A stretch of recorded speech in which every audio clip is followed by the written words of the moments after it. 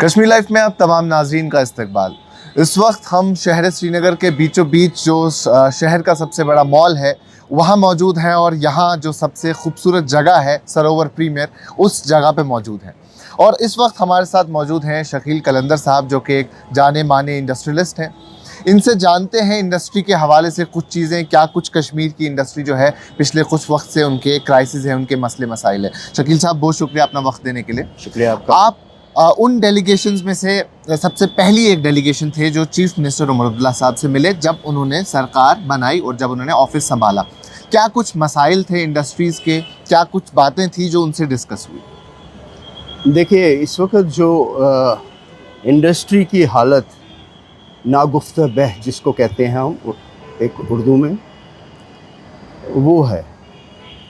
और हम तो ये समझते हैं कि अगर इसको अटेंड ना किया जाए और इनके मामलात को एड्रेस ना किया जाए तो ये अभी आखिरी दम पर है।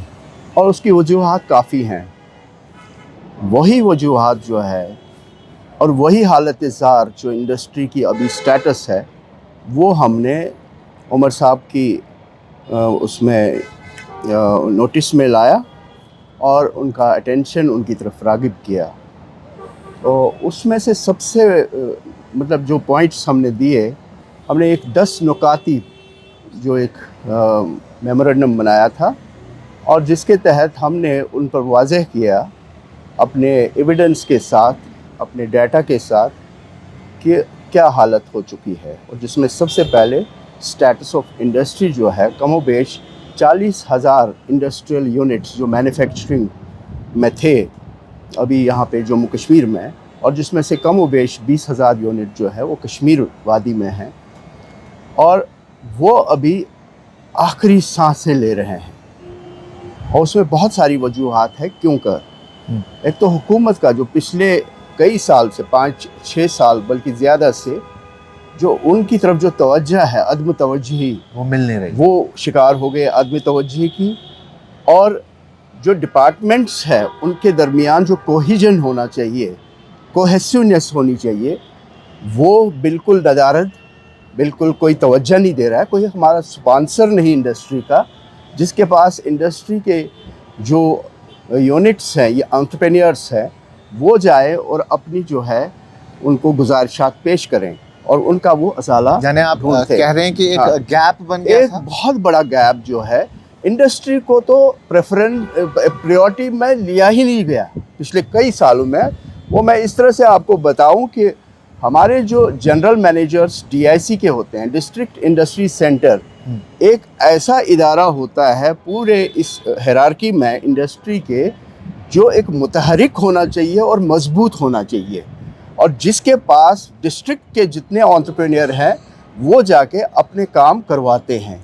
जहाँ भी उनका कॉन्स्टिट्यूशन का काम हो, उनके दूसरे मसाइल हो या उनके इंसेंटिव्स के मामलात हों, वो सब वहीं से शुरू होते हैं। लेकिन आपको मैं बताता चलूँ कि एक डिस्ट्रिक्ट का जनरल मैनेजर जो डिस्ट्रिक्ट इंडस्ट्री सेंटर का होता था, वो 4-4 और डिस्ट्रिक्ट्स को भी देखता था। तो how can it be possible for a general manager of district industry centre Baramulla to look after the district industry center Pulwama? It was मतलब ये एक ऐसा डिफ़िकल्ट। और इसी तरह से फिर जो हमारे DC दफ्तर में जो ऑफिसरान हैं, ACDs वगैरह, उनको एडिशनल चार्ज दिया जाता था। और यही चीज़ें होती आई हैं और अभी भी जो है बहुत सारी जगह पर जनरल मैनेजर साहिबान का परमानेंट तैनाती नहीं हुई है। यानी आप चाहते हैं तो इस वजह से एक कोहेसिवनेस की जो कमी है वो हमने वाज़ेह कर दी उमर साहब को। उसके साथ साथ जो मेन इश्यूज हमारे थे उसमें पॉलिसी पहले आती है। हमारे पास इस वक्त जो है 3 पॉलिसियाँ कंकरेंटली काम कर रही है। एक 2016 से 2026 तक, एक 2021 से 2030 तक और एक 2021 से 2037 तक। ये सेंट्रल इंडस्ट्रियल पैकेज जो आया है, स्कीम जो आई है 28,400 करोड़ की, वो लास्ट में ये भी है। और ये 3 बिल्कुल अलग अलग डायरेक्शंस में जा रही हैं। अलग अलग इसमें जो इनका फोकस है वो भी अलग है और जो इसमें मुराद हो या फिर जो आपके क्या नाम फॉर्मेलिटीज़ का तरीका हो, वो भी अलग अलग मुख्तलिफ है। तो ये कॉन्ट्राडिक्ट कर रहे हैं। तो सबसे पहले हमने कहा कि एक कमेटी का तायुन किया जाए और वो कमेटी एक कॉम्प्रिहेंसिव सिंगल इंडस्ट्रियल पॉलिसी मुरतब करे, यानी तीन पॉलिसीज के बदले तीन पॉलिसीज के बदले में सिर्फ एक पॉलिसी हो, और एक पॉलिसी जो है वो सिंगल कॉम्प्रिहेंसिव पॉलिसी जो बने, इन तीनों के जितने भी मुराद हैं या जो भी चीज़ें हैं उनको जम करके एक में लाया जाए और यूनिफॉर्मली वो एप्लीकेबल हो नए पुराने सब यूनिट्स के ऊपर। ये एक पहली हमारी जो है डिमांड थी। दूसरी डिमांड हमारी ये थी कि यहाँ पे डेवलपमेंट के नाम पे तो बहुत कुछ किया जाता है, लेकिन प्रोपेगेंडा ज़्यादा है, काम फिज़िकली अगर कम भी हों, लेकिन जितने भी काम हो गए हों पिछले 5-8 साल में, 5-6 साल में, खासकर 5 साल में रीऑर्गेनाइजेशन के बाद एक तरीका बदल दिया गया है उनको अलॉट करने का और अवार्ड करने का। उनको एक ज़ख़ीर कॉन्ट्रैक्ट बना के पेश किया जाता है। जैसे कोई एक छोटा काम हो, वो डिस्ट्रिक्ट में 50 जगह करना है, उन 50 जगह को आपने जम किया, क्लब किया और फिर उसका एक टेंडर निकाला। वो एक बहुत बड़ा टेंडर बनता है, फिर कहा जाता है कि आप इसमें क्वालिफाई करिए, इस टेंडर की पार्टिसिपेशन के लिए क्वालिफाई करिए। और यहाँ लोकली कोई ऐसा नहीं होता है जो उतना टर्नओवर उन्होंने किया होता है, और लिहाजा वो इस कंपटीशन के दायरे से बाहर हो जाते थे। और ये हमने उनकी निगरानी में लाया कि जब तक जो पब्लिक प्रोक्योरमेंट जो होगी उसमें अपना हिस्सा लोकल इंडस्ट्री को ना मिले तो फिर डेवलपमेंट किस बात की। डेवलपमेंट तो ठीक है, आप जो कह रहे हैं वो ये है कि अगर 1 करोड़ रुपए का टेंडर है, वो 50 जगहों पे 50 करोड़ का बन गया। 50 करोड़ जो नॉर्मल स्मॉल इंडस्ट्री स्केल वाले ओनर्स हैं उनकी हैसियत नहीं है, उनका टर्नओवर रहा नहीं है, क्वालिफिकेशन बनती नहीं है, वो कर नहीं पाते, तो वो अलग हो जाता है, जिसकी वजह से नुकसान होता है। बाहर के जितने लोग आते हैं बेशतर कॉन्ट्रैक्ट्स में हमने देखा, खासकर मैं एक जिक्र करूं यहाँ पे रिवैम्प्ड डिस्ट्रीब्यूशन सेक्टर स्कीम, एक पावर के हवाले से ऑगमेंटेशन के लिए जो डिस्ट्रीब्यूशन और इनका ये जो है क्या नाम इंफ्रास्ट्रक्चर के हवाले से वो एक स्कीम आई है, तो वो 5200 करोड़ उसमें ऑलरेडी अप्रूव हो गए हैं हमारी जम्मू कश्मीर के लिए। इवनली कमोबेश जो है जम्मू के लिए भी उतने पैसे, यहाँ के लिए भी इतने पैसे, और इसमें जितने काम निकाले गए हैं वो सारे के सारे काम बाहर के ठेकेदारों को मिले हैं, सबके सब ऑलमोस्ट एक को छोड़ के शायद सबके सब उनको मिले हैं। और नतीजा क्या हुआ, हमारे पास 200 कारखाने ऐसे हैं कि जो इक्विपमेंट बनाते हैं बिजली का, जैसे पावर ट्रांसफार्मर हो, स्टील ट्यूबुलर पोल्स हो, हार्डवेयर हो, या इस तरह की दूसरी चीज़ें जो इसमें लगती है सामान, तो सारे के सारे 200 यूनिट्स, और उसमें से कमोबेश 90 के करीब जो है वो कश्मीर में है, 100-110 के करीब जो है वो जम्मू में है। वो सब के सब बेकार पड़े हुए, बेकार है, काम नहीं है उनके पास। बाहर का और जो बाहर का ठेकेदार बाहर से माल आजकल ला रहा है और यहाँ इंस्टॉल कर रहा है, ये तो बहुत ज़्यादती हुई। और ये ऐसा किसी भी रियासत में, हिंदुस्तान की रियासत में नहीं हो रहा है जहाँ पर भी है, क्योंकि ये रिवैम्प्ड डिस्ट्रीब्यूशन सेक्टर स्कीम जो है वो 3 लाख करोड़ से ज़्यादा की स्कीम है गवर्नमेंट ऑफ इंडिया की, और सारी रियासतों में ये लागू है। लेकिन यहाँ पे कश्मीर में ये सारे ठेके जो है वो बाहर की फर्मों को दिए जा रहे हैं, और इस तरह से हमारे लोगों को, हमारी इंडस्ट्री को इससे अलग किया जाए। यानी अगर ये क्लब ना किया जाए, अगर अलग अलग सेगमेंट्स में किया जाए, जैसे तो होगा पॉसिबल है, तो ये कर सकते हैं ना, कॉम्पीट कर सकते हैं। और दूसरी बात, अभी तक जो है यही 200 कारखाने जो है बिजली दफ्तर की जो दफातर दोनों जगह पे, जम्मू में भी यहाँ भी, उनकी जो रिक्वायरमेंट होती थी वो पूरा करती थी। लेकिन अब यही लोग बैठे हुए हैं।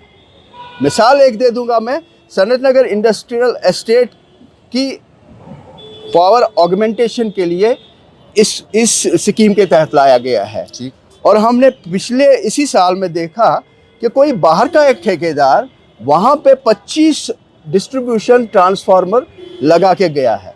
और वो कहाँ से आए हैं, वो झारखंड से बने हुए हैं, जबकि उसी industrial estate Barzulla industrial estate में हमारे 4 कारखाने जो है वो यही काम करते हैं और यही चीज बनाते हैं और अभी तक जो है पावर डेवलपमेंट डिपार्टमेंट को सप्लाई करते आए हैं।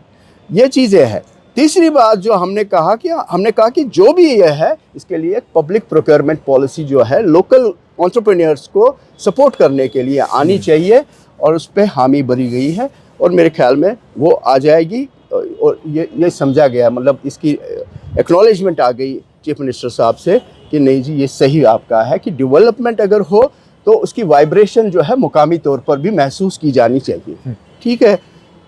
तीसरी बात हमने उनको कहा कि जो आपका 28,400 करोड़ रुपए का आपने एक ऐलान किया कि इंडस्ट्री आएगी बहुत ज़बरदस्त, और उस 28,400 करोड़ की स्कीम में जो 2021 में लागू की गई थी, लॉन्च की गई थी, प्राइम मिनिस्टर श्री नरेंद्र मोदी के ज़रिए उन्होंने ऐलान किया था इस स्कीम का, और उसमें से अभी तक जो है 2024 तक ये इसकी रजिस्ट्रेशन सितंबर में बंद हो गई है और अभी तक कोई 101 करोड़ रुपया जो इसमें खर्च हुआ है। ये आपको दुनिया को बताना पड़ेगा, पूरे मुल्क को बताना पड़ेगा कि 28,400 करोड़ की जब स्कीम का ऐलान किया गया हाहाकार मच गया दूसरी रियासतों में, इतना पैसा उनको दे रहे हैं हमें भी दे दीजिए। लेकिन जब आप बताएंगे अपने रिपोर्ट्स में कि अभी तक इस 28,400 करोड़ में से सिर्फ 100 करोड़ रुपया खर्च हुआ है, 99% अभी बचा हुआ है, 99.99% बचा हुआ है, तो ये स्कीम फिर कुछ खामी तो होगी ना इसमें खामियां ही खामियां है इस स्कीम में, क्योंकि ये हमारे एग्जिस्टिंग एंटरप्रेन्योर्स को, एग्जिस्टिंग एंटरप्राइजेस को पहले उन पर लागू होनी चाहिए थी। हमारा मानना है कि 40,000 कारखाने जो जम्मू कश्मीर में इस वक्त लगे हुए हैं, इनमें कम व बेश 1 करोड़ एवरेज के हिसाब से अगर हम ले लें तो कम व बेश 40,000 करोड़ रुपए का सरमाया लगा हुआ है। सही बात है। ये 40,000 करोड़ रुपए का जो सरमाया है, इसको बचाने के लिए, इसको ऑगमेंट करने के लिए, इनकी मॉडर्नाइजेशन के लिए, इनका रिवाइवल करने के लिए, इनका एक्सपेंशन करने के लिए आपको कुछ ना कुछ मुराद इनको देना पड़ेगी, कुछ ना कुछ सपोर्ट आपको देना पड़ेगा। और क्यों कर गवर्नमेंट ऑफ इंडिया ने ये नहीं सोचा कि 28,400 करोड़ में से हम 5,000 करोड़ मौजूदा इंडस्ट्री, एग्जिस्टिंग इंडस्ट्री के लिए मुश्किल रखे, वक्फ करें, ताकि इनका जो है revival, rehabilitation, modernisation, expansion, diversification, इस तरह के सारी चीजें हो, ताकि ये इंफ्रास्ट्रक्चर जो 40,000 करोड़ रुपए की बिल्डिंग है, वो मशीनें पड़ी हुई है, इनको बरोईकार लाया जाए। ये जो चीज़ें आप बोल रहे हैं कि इंडस्ट्रीज़ को इन वजहों से नुकसान हो रहा है, ये वजूहात हैं, क्या ये हर एक इंडस्ट्री को नुकसान हो रहा है या पर्टिकुलर कुछ इंडस्ट्रीज़ है जिन पे ज़्यादा असर पड़ रहा है? देखिए, अब सेगमेंट्स में हम अलग अलग निकालेंगे, लेकिन अमूमी तौर पे हर एक इंडस्ट्री मुतासिर होके रह गई है। जब आपका मार्केटिंग सपोर्ट नहीं है, जब आपका क्रेडिट फ्लो का सपोर्ट नहीं है, जब आपकी दूसरी प्रॉब्लम्स है पॉलिसी के हवाले से, उसमें काफ़ी एम्बिग्युइटीज़ है, तो ये सारी की सारी जो मुतासिर होती है किसी न किसी वजह से। वजूहात अलग अलग हो सकती है, वजूहात एक जैसी भी हो सकती है, लेकिन मुतासिर हर एक इंडस्ट्री यहाँ पे हुई है। पूरा इंडस्ट्रियल सेक्टर जो है अभी तक ये मुतासिर हुआ है। अच्छा, तीसरी बात जो हमने, एक और बात जो इसमें है, मार्केटिंग के बाद, पॉलिसी के बाद, हमने कहा है कि आप जी हमें क्या नाम अपना इंफ्रास्ट्रक्चर जो हमारा है, इंफ्रास्ट्रक्चर में हमारी बहुत कमी है, खासकर कश्मीर वादी में। हमारा 1/3 भी इंडस्ट्रियल इंफ्रास्ट्रक्चर यहाँ पे नहीं है जितना जम्मू में डेवलप किया गया है। तो अगर ऐसी बात है तो एक डिस्क्रिमिनेशन है, एक डिस्पैरिटी है। हम चाहते हैं कि इस डिस्पैरिटी को कम किया जाए, बतदरीज कम किया जाना चाहिए, और हमारे यहाँ भी इंडस्ट्रियल एस्टेट्स, नए इंडस्ट्रियल एस्टेट्स का क़याम अमल में लाना चाहिए। इस सिलसिले में हमने हुकूमत से चीफ मिनिस्टर साहब की नोटिस में लाया कि यहाँ पे सिंहपोरा के पास रखे सुल्तानपुरा एक एरिया है गवर्नमेंट लैंड। ये रखे सुल्तानपुरा यहाँ से जो हमारी बारामूला की रोड है, हाँ। वहाँ से शुरू होके बांडीपुरा रोड तक है और कोई 7-8 हज़ार कनाल की ज़मीन इसमें हम जमा कर सकते हैं। हमने कहा कि हमें बड़े इंडस्ट्रियल एस्टेट्स की ज़रूरत पड़ेगी, जिस तरह हमारा इंडस्ट्रियल एस्टेट ये लस्सीपुरा में है, आईजीसी जो ग्रोथ सेंटर है वहाँ पे, उसी तरह के इंडस्ट्रियल एस्टेट होने चाहिए। हमारे यहाँ कश्मीर में क्या है, छोटे छोटे इंडस्ट्रियल एस्टेट्स हैं, बहुत छोटे हैं, और उसमें हुकूमत की लागत भी बहुत ज़्यादा होती है, क्योंकि डेवलपमेंटल खर्चा जो उसका होता है, फिर मेंटेनेंस खर्चा ये ज़्यादा बनता है। बड़े अगर हों, एक तो इंस्पायरेशन भी बढ़ जाती है, एक दूसरे का को देखकर रंग पकड़ते हैं यूनिट जब कामयाब होंगे। जैसे आपने देखा होगा अभी आज कोल्ड स्टोरेज की जो बात अगर हम करें, बेशतर कोल्ड स्टोर जो है कायम हुए हैं आईजीसी लस्सीपुरा में, जबकि हमारा जो है मेरे ख्याल में नॉर्थ साइड में वैकेंट है अभी। बिल्कुल है। तो ये अनएवनली जो डेवलपमेंट हुई है इन कोल्ड स्टोर्स की, हम चाहते हैं ये एवनली हर जगह पे कायम हो और जहाँ जहाँ हमें इसकी ज़रूरत है। इस तरह से अगर सिंहपुरा में ये जो रखे सुल्तानपुरा का जो इंडस्ट्रियल एस्टेट है, उसमें भी बहुत सारे जो हमारे कोल्ड स्टोर भी आ सकते हैं, दूसरी तरह की भी इंडस्ट्री आ सकती है, या फिर बाकी चीज़ें भी इसमें काम कर सकते हैं। और नौजवान जो हमारे हैं मतलब बेरोज़गार नौजवान, उनको भी हम ज़मीन फराहम कर सकते हैं। मैं आपको बताता चलूँ कि आज की तारीख में आपको नौजवानों को ज़मीन देने के लिए कहीं पे है नहीं, किसी एस्टेट में कोई जगह नहीं है जो हम अपने बेरोज़गार नौजवानों को हम ऑफर कर सकें। हाँ, नया कोई आना चाहे तो नहीं। तो इसके लिए जो है हमें बहुत पहल करनी चाहिए, बहुत जल्दी करनी चाहिए। इसी तरह हमने कहा खनमू इंडस्ट्रियल एस्टेट के साथ जो लैंड है उसको भी एनेक्स किया जाए, 2-4 हज़ार कनाल उसमें और जोड़ सकते हैं। तो ये सारी चीज़ें जो हमारी होगी इसमें भी कमी ये। और इसी के साथ साथ हमने कहा जो मौजूदा इंडस्ट्रियल एस्टेट है उनका एक इंफ्रास्ट्रक्चरल ऑडिट करें आप। इनमें बहुत सारी कमियां हैं, ख़ास तौर पे एक कमी है जो वो है फायर सेफ्टी के हवाले से, जो हमने देखा कि इसी महीने में हमारे 3 कारखाने नजर आतिश हुए और करोड़ों रुपए का जो है नुकसान हुआ। तो इसलिए हम चाहते हैं कि दूसरे जो हमारे इंफ्रास्ट्रक्चर की डेवलपमेंट के साथ साथ उसको मेंटेनेंस के साथ साथ इस तरफ भी ध्यान दिया जाए कि फायर सेफ्टी का भी वहाँ पे पूरा इंतज़ाम हो। इस तरह से इंडस्ट्री को कुछ एमनेस्टीज़ की ज़रूरत है, वो हमने चीफ मिनिस्टर साहब की नोटिस में लाए और उनसे इल्तिमास किया कि ये होना चाहिए। एक और इशू जो है वो बैंक के हवाले से हमारे पास था कि लोगों का जो कर्जा लिया हुआ है तो कहीं पे वो उनका मतलब एनपीएस जो है वो बहुत ज़्यादा हुए हैं। हालांकि वो एनपीएस जो है होने नहीं चाहिए थे, मतलब उनको डिक्लेयर नहीं किया जा सकता है जब तक कि फ्रेमवर्क जो मिनिस्ट्री ऑफ एमएसएमई की तरफ से एक जो सर्कुलर आया है, जो ऑर्डर आया है कि 2015 का, कि आप किसी भी एमएसएमई को तब तक एनपीए उसके अकाउंट को एनपीए करार नहीं दे सकते जब तक आपने फ्रेमवर्क जो उन्होंने कायम किया है, जो गाइडलाइंस कायम किए, जब तक उसमें आप उनकी रिवाइवल और रिस्ट्रक्चरिंग के हवाले से काम ना करें। और आरबीआई ने भी उसकी तौसीक की।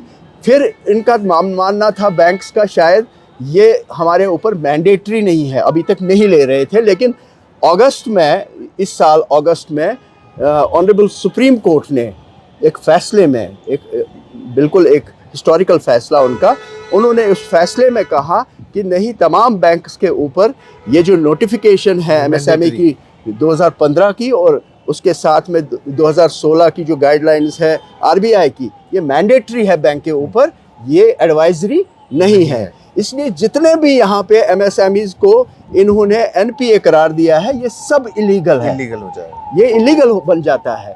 तो हमने ये भी इनकी नोटिस में लाया और फिर उनको कैसे हम एग्जिट दे लोगों को, उनको कैसे हम मतलब इससे रिहा करें जो उनके ऊपर बोझ है कर्जे का, ये मामला भी हमने उठाया। उतना मसला नहीं है।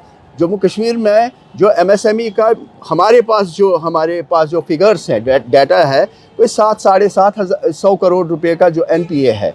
तो हमने गवर्नमेंट को इसमें कई चीज़ें दी है, कई प्रपोजल्स दिए हैं जिससे ये सारा हम ख़त्म कर सकते हैं। और उनमें एक ये भी है कि special one time settlement scheme भी इनको सामने लानी चाहिए, एक यूनिफॉर्म तरीके से सब पर जो एप्लीकेबल हो यूनिफॉर्मली, तो वो भी हमने उसकी भी मांग की है। इस तरह से मैं आपसे आखिर में एक और चीज़ इस हवाले से पूछना चाहूँगा। जैसे आपने कहा कि हमारे पास इंडस्ट्रियल यूनिट्स काफ़ी ज़्यादा है, इधर ऑलरेडी हैं, एस्टैब्लिश्ड हैं, लेकिन उनके कुछ मसाइल हैं। लेकिन जब हम इंडस्ट्रियल यूनिट्स को देखते हैं तो वो एक यूनिट नहीं रहता, उसमें कई सारे एम्प्लॉयज़ होते हैं, फिर वो कई सारे एम्प्लॉयज़ जो है वो कई सारे घर बनते हैं, कई सारी फैमिलीज़ चलती है। मौजूदा वक्त में जो इंडस्ट्रीज़ में क्राइसिस है, लेकिन साथ ही साथ अगर हम जम्मू कश्मीर की बात करें तो एक तरफ अनएम्प्लॉयमेंट भी काफ़ी जो है बढ़ती हुई नज़र आ रही है। कितना ज़रूरी है इंडस्ट्री का रिवाइवल ताकि अनएम्प्लॉयमेंट जो है किसी हद तक ख़त्म हो सके? ये बहुत अच्छा सवाल आपने किया। और हमारे इस जो मेमोरेंडम हमने चीफ मिनिस्टर साहब को दिया है, उसमें सबसे पहली बात जो हमने कही कि आप अगर हमारे जो ये मसले हैं उनको एड्रेस करते हैं तो हम आपको यकीन दिलाते हैं कि हर साल 60,000 एम्प्लॉयमेंट्स हम इंडस्ट्री में नई कायम कर सकते हैं कश्मीर में। और आपके टेन्योर के साथ 5 साल का जो टेन्योर आपका है उसमें 3 लाख नौकरियां इंडस्ट्री फराहम करेगी। काफ़ी बड़ा क्लेम है। हाँ बिल्कुल, हमने किया हुआ है कि अगर आप जितने भी हमारे जेन्युइन क्लेम्स है, कहीं पे भी कोई ऐसा क्लेम नहीं है जो इनजेन्युइन है, जो हुकूमत नहीं कर सकती है। जैसे मार्केटिंग सपोर्ट हो, जैसे आपका मतलब पॉलिसी में एक मतलब जो तफावत है उसको दूर करने की बात है, जैसे और कोई मसला जो है इंफ्रास्ट्रक्चर का या दूसरे मसले हैं इनको दूर करने की बात है, सारे डूएबल हैं। कहीं पे भी कोई इनजेन्युइन मामला हमने सामने नहीं लाया। और हमने कहा कि अगर पॉलिसी को आप उस हिसाब से बनाएंगे जिस हिसाब से इंडस्ट्री चाहती है, तो हम आपको 3 लाख नौकरियां फराहम करके देंगे by end of your tenure. हाँ, एक आखिर में एक एडवाइस उन तमाम लोगों के लिए, क्योंकि आप इंडस्ट्री सेक्टर से काफ़ी लंबे वक्त से जुड़े हैं, बिज़नेस करते आ रहे हैं, तमाम वो लड़के वो लड़कियां जो अपना बिज़नेस शुरू करना चाहते हैं आज के वक्त में, जहां हम देखते हैं एक तरफ से इन्फ्लेशन है, एक तरफ से रिसेशन है, तमाम तर परेशानियां जो हैं वो दुनिया भर में देखने को मिलती है। अगर आज के वक्त में कोई भी शख्स अपना बिज़नेस शुरू करना चाहिए, क्या कुछ चीज़ें हैं जो उसको जहन में रखनी चाहिए बिज़नेस शुरू करने से पहले? देखिए, आज के बच्चे जो है मेरे ख्याल में वो हमारी जनरेशन या उससे पहले वाली जनरेशन से बहुत आगे है, एक्सपोज्ड है, और उनके पास सारी मुट्ठी में उनकी सारी दुनिया है, कहाँ क्या हो रहा है। और यहाँ भी मैं खुश रहता हूँ कि हमारी बच्चियाँ जो है घरों में कुछ बेकरी आइटम्स बना के, कुछ फूड आइटम्स बना के फिर उनकी ई मार्केटिंग करती है और उनका वो बहुत अच्छा चलता है। इसी तरह से हम हर एक सेक्टर में ये काम कर सकते हैं।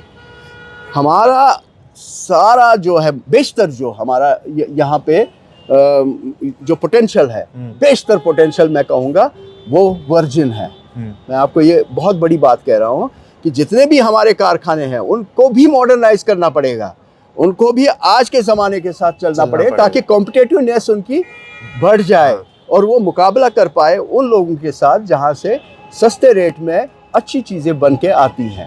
वो अब वो दकियानुसी मशीन्स पे या दकियानुसी अमल से जो बनने वाली चीज़ें वो नहीं चल सकती। हमें टेक्नोलॉजी अपग्रेडेशन जब तक आप उनमें ना लाए, और इसके साथ साथ जो नए लड़के लड़कियां जिनकी आपने बात की उनको मैं ये कहता चलूँ कि जो आपका अगर आप में से जो भी जिसका पोटेंशियल हो वो कभी सरकारी नौकरी की तरफ नहीं देखेगा, क्योंकि आपके पास आपका पैसा कमाने के लिए 2-3 लाख रुपया पर मंथ कमाने के लिए बहुत सारी चीज़ें हैं जो आप कर सकते हैं, घर बैठे भी कर सकते हैं, कहीं और भी कर सकते हैं।